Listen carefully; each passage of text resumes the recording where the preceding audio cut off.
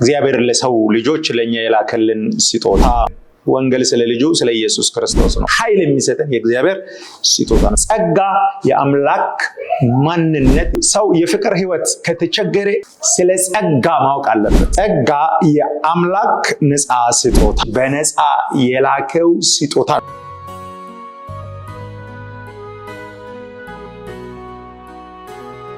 ጌታ በኢየሱስ ክርስቶስም ሰላም እላችኋለሁ። ዛሬም ስለ ዳንበት ጸጋ ሁለተኛ ክፍል አብረን እንነጋገራለን። ወንድማችሁ አስቻለው ኮራ ነኝ። ከዚህ በፊት ባለው ክፍለ ጊዜ የዳንበት ጸጋ ምንድነው የሚለውን ባክግራውንድ ከኤፌሶን ምዕራፍ 2 ቁጥር 5 እስከ 8 ካለው ክፍል ላይ የእግዚአብሔርን ጸጋ መጽሐፍ ቅዱስ እንዴት እንደገለጸ ሐዋርያው ጳውሎስ እግዚአብሔር ለሰው ልጆች ለኛ የላከልን ስጦታ የተጠቀለለበት ሁሉን ነገር የያዘ ይቅርታ ብቻ ሳይሆን ሁሉም ከይቅርታ በኋላ በመንግስቱ የምንኖርበት ስርዓት፣ በመንግስቱ የእግዚአብሔርን ህይወት የእግዚአብሔርን ዓላማ ለመፈጸም የሚያግዘን የሚረዳን እግዚአብሔር የላከልን ነገር መሆኑን ለማየት ሞክረናል። ዛሬ ደግሞ ከዛ የቀጠለውን ነገሮች እንነጋገራለን። ትንሽ ጸጋ የምትለዋ ኮንሰፕት ምንድነው የሚለውን አጠር ያለ ነገር አነሳና ሌሎች ነገሮችንም እናነሳለን። እንደ መጽሐፍ ቅዱስ አስተምሮ በጽንሰ ሐሳብ ደረጃ ጸጋ የሚለው ቃል ጳውሎስም ለመተርጎም ሞክሯል። ጸጋ የአምላክ ነፃ ስጦታ። ነፃ ማለት ተቀባዩ ነው በነፃ የተቀበለው እንጂ ሰጪው አልለፋበትም ማለት አይደለም። አንድ ሰው እግዚአብሔር አሳስቦት ወይም ከፍቅር የተነሳ ቤት ገዝቶ ቢሰጠኝ፣ መኪና ገዝቶ ቢሰጠኝ እኔ በነፃ ተቀብያለሁ። ያ እኔ ያለፋውበት ቤት ያለፋውበት መኪና ለኔ ጸጋ ነው በሰውኛ ደረጃ ስናወርደው። ግን ገዢው እንዲሁ አላመጣም፣ ኮስት አድርጓል፣ ለፍቶበታል። እግዚአብሔር ክርስቶስን የመለኮት ፍትህ ዋጋ አስከፍሎ ክርስቶስ የእግዚአብሔርን የፍትህ ጥያቄ የሚያረካ ዋጋ ከከፈለ በኋላ የተገኘውን ውጤት ለሚቀበሉት ለሰው ልጅ በነፃ የላከው ስጦታ ነው ጸጋ የሚባለው። ስለዚህ እንደ ማለት እንችላለን ጸጋ ማለት የአምላክ መልካም ፍቅርና በጎ የሆነ ነፃ ስጦታ ማለት ነው። ፍቅር በጎ የሆነ ነፃ ስጦታ ከሰጪው መልካምነት የተነሳ ተቀባዩ ያለፋበት ስጦታ ነው። የጸጋ ተቃራኒ ሮሜ 4:4 ምን ይላል?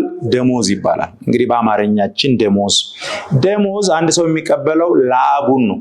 ላቡንና ደሙን ኮስት አርጎ ያገኘው ብሎ ላብ ከደም ውስጥ ነው የሚወጣውና የለፋውበት ማለት ነውና ጸጋ እግዚአብሔር ክርስቶስን ዋጋ አስከፍሎ ለኛ ሰጠ ማለት ነው። በሌላ ጸጋ የእግዚአብሔር ፍቅር የቸርነቱ የምህረቱ የመልካምነቱ መገለጫ ነው። አንዳንድ እግዚአብሔር ፍቅር ነው ስትል ፍቅር በተግባር በስጦታ ካልታወቀ ፍቅር በንግግር ብቻ አይታወቅም። ለዛ ነው ልጆች ሆይ ስትዋደዱ ራሱ በተግባር እንጂ በአፍ ብቻ አይደለም። ስለዚህ እግዚአብሔር ፍቅር ነው ብትል አንዱ መገለጫ ፍቅሩ ሞት የሚገባውን ኃጢአት ይቅር ብሎ በኃጢአት ምክንያት ሞት የነበረን ሰው ህይወት ሰጥቶ በራሱ ስራ በራሱ ተግባር አንድም መልካም የማያስፈልግ ነገር ከቸርነቱ መልካም ሲያደርግለት ያ የእግዚአብሔር ፍቅር መገለጫ የቸርነቱ የምህረቱ መገለጫ ነው።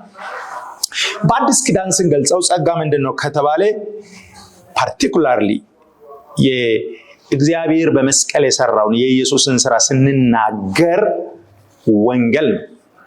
መጽሐፉ ሲነግረን ወንጌል ስለ ልጁ ስለ ኢየሱስ ክርስቶስ ነው። በስጋ ከዳዊት ዘር ስለመወለዱ ከሞተ በኋላ ሲነሳ በኃይል እግዚአብሔር ልጅ ሆኖ መገለጡን ስናወራ ያ ወንጌል ይባላል። አክቹአሊ እሱ ነገር የሚያስገኝልን ይሄ መልእክት የኢየሱስ ሞትና ትንሣኤ ሪሊዝ ያደረገልን ፉል ፓኬጅ ያዘ። ስለዚህ እንትን ብቻ አይደለም ይቅርታ አገኝቶ ሲሞት ሰማይ መሄድ ብቻ ሳይሆን ምድር ላይ ከአምላክ ጋር እስካለን ድረስ ኑሯችን፣ ውሏችን፣ ተጽዕኗችን፣ አገልግሎታችን ኤቭሪ ኮርነር ኦፍ የህይወታችን የትኛውም ኮርነር የሚነካ ኢንፍሉዌንስ የሚያደርግ ኢምፓወር የሚያደርገን ኃይል የሚሰጠን የእግዚአብሔር ስጦታ ነው። ስለዚህ ወንጌል መልካም ዜና ነው ብንል ያስኬዳል፣ የምስራች ነው። ኤፌሶን 2:17 እንደዚህ ብሎ ስለምናገር የምስራች ብሎ ሰበከ፣ ርቀው የነበሩትን ሲያቀርብ ቀርቦ የነበሩትን ደግሞ ሁለቱን አዋህዶ ሲሰራ ለአንዱ ሰላም ለአንዱ የምስራች ብሎ ሰበከ ይላል። ጸጋ ለእኛ ሙሉ በሙሉ የክርስቶስ ስራ ሞቱ፣ መቀበሩ፣ መነሳቱ፣ ማድረጉ፣ መመለሱና ዘን እሱ ያስገኝልን ዶክቶታ። አሁን ለዛ ነው እኔ ጸጋን የሆነ ነገር ጋር ብቻ ሊሚት አናደርግ። ጸጋ የአምላክ ማንነት የፍቅሩ ጥግ ማሳያ መገለጫ ስለሆነ ሁሉ ነገር አለበት። መዳን አለበት፣ ፈውስ አለበት፣ ሰላም አለበት፣ ጤና አለበት። እግዚአብሔር ለሰው ልጅ ይጠቅማል ብሎ ያደረገው ሁሉ መቀበያው መንገድ የእግዚአብሔር ጸጋ ነው። መንፈስ ቅዱስ ቤተክርስቲያን መጥቶ ያካፋፈለው የአገልግሎት ጸጋ የጸጋ ውጤት ነው። ለጋ የጸጋ ስጦታ የምንለው ሰው በኳሊቲው ዲግሪ ስላለው ቴዎሎጂ ስለተመረቀ የሆነ ቦታ ያመጣው ሳይሆን እግዚአብሔር በመንፈስ ቅዱስ በኩል የሚያካፋፍለን ጌታ የሚሰጠን አገልግሎት፣ ጌታ የሚሰጠን የትኛው መልካም ነገር የእግዚአብሔር ጸጋ። ስለዚህ ውጤቱ ብዙ ነው። ይቅርታ፣ የዘላለም ሕይወት፣ ልጅነት፣ የዘላለም ክብር ምድር ላይ መጽሐፍ ቅዱስ እንዳለው ከሱ ጋር ስንኖር እግዚአብሔር በህይወታችን መስራት ያሰበውን በሙሉ መስራት የምንችልበት መለኮታዊ በጀት ጭምር ነው።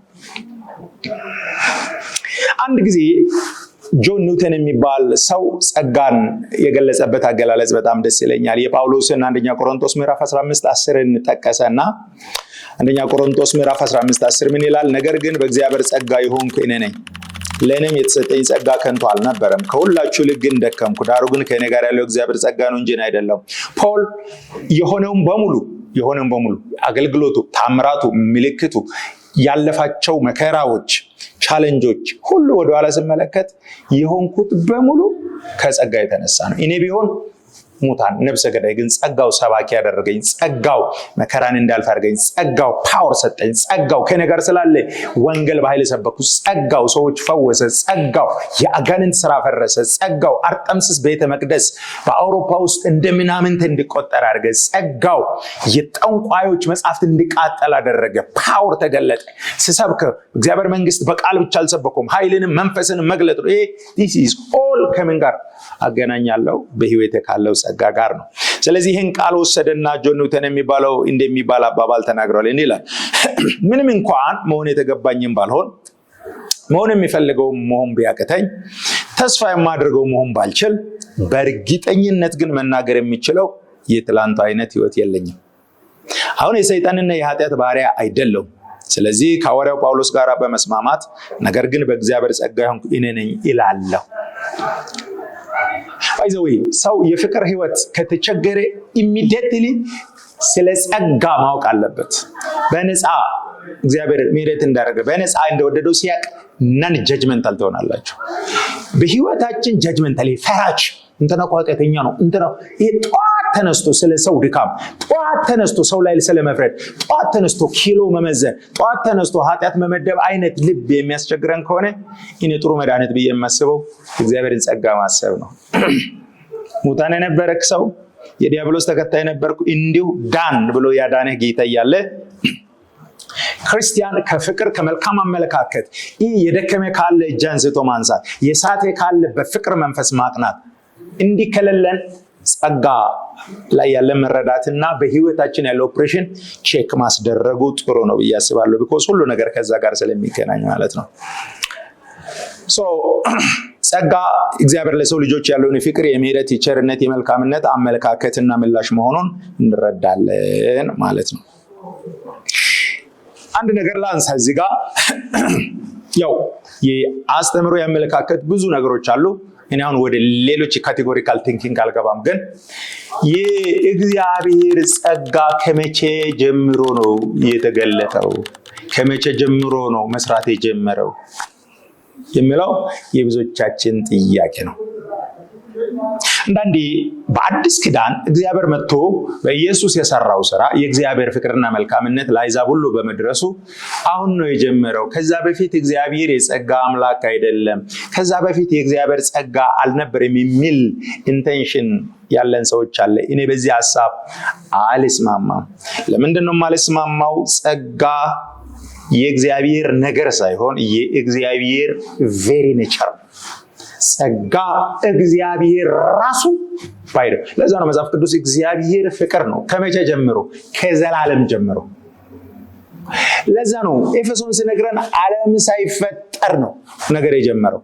ታዲያ እግዚአብሔር የሆነ ጊዜ ጸጋ የሌለው የሆነ ጊዜ ፍቅር የሌለው አሁን የጀመረው አይነት ነው ብዬ አላምንም። ስለዚህ እንዲህ ብዬ እናገራለሁ።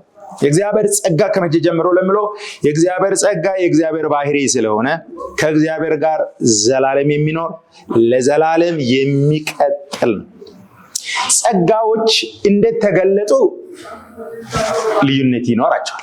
በብሉይ ኪዳን እንደተሰራ፣ ኤደን ገነት ውስጥ እንደተሰራ፣ ሰው የወደቀ ቀን እንዴት ተገለጠ፣ ከውድቀት በኋላ አባቶች ጋር እንደተሰራ፣ ከዛ በኋላ እንደ ኔሽን ከእስራኤል ጋር እንደተሰራ የጸጋ ኦፕሬሽኑ የጸጋ አገላለጹ ልናወራ እንችላለን እንጂ እግዚአብሔር ጸጋው ከዚህ ጀመረ ብለን አንልም። እሱ ፍቅሩ ዘላለማዊ ነው፣ ምሕረቱ ለዘላለም። ለዛ ነው እስራኤል ድክም ስለው ሲስትና ከእግዚአብሔር መንገድ ሲወጣ አደጋ ለመጣበት ሲመጣ አንድ ባንዲራ ከፍ ያደርጋል። ቸር ነውና ምሕረቱ ለዘላለም ነውና ይላል። ያን ጊዜ እግዚአብሔር ምሕረት ይመጣል። ግሬስ የእግዚአብሔር ቬሪ ኔቸር። እግዚአብሔር ከመቼ ጀምሮ ነው ባለ ጸጋ መሆን የጀመረው? ቀን የለውም። እሱ ዘላለማዊ ነው። ኔቸሩ ድሮም ነበር፣ አሁንም አለ፣ ዛሬም አለ። ከእግዚአብሔር መለኮታዊና መንፈሳዊ አሰራር የቤዛነት ስራ የእግዚአብሔር ከሰው ልጅ ጋር ያለው ከውድቀት ጀምሮ ከውድቀት በፊትም ጀምሮ ያለው ፕሮግራሙን ያመጣበት መንገድ ይለያያል። መንገዱን እንደያውዱ መለያየት መረዳት ጥሩ ነው። ዛሬ በክርስቶስ ነው ዓለምን ሁሉ ያስታረቀው። ትላንትና እስራኤልን እንደ ኔሽን ሲያደርግ በእስራኤል በኩል የሱን እውነተኛ አምላክነት ሌሎች አማልክት ለሚያመልኩ ሰዎች ገልጿል፣ ፍቅሩን ገልጿል። ነቢይ ከእስራኤል ልኮ ለአሶር ልኳል፣ ነነዌ ከተማ ልኳል። እግዚአብሔር